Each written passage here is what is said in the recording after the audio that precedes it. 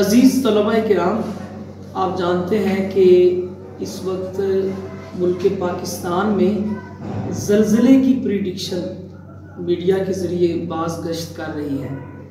تو حدیث نبوی صلی اللہ علیہ وسلم میں سنن نسائی میں ایک حدیث ہے جس میں ہمیں یہ دعا سکھلائی گئی ہے کہ آپ دب کر مرنے سے اللہ کی پناہ مانگے۔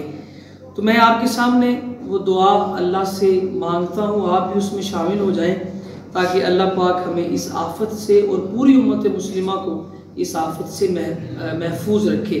الرحمن الرحیم، بسم اللہ الرحمن الرحیم، اللہم انی اعوذ بک من التردی والہدم والغرق والحریق وأعوذ بك أن يتخبطني الشيطان عند الموت وأعوذ بك أن أموت في سبيلك مدبرا وأعوذ بك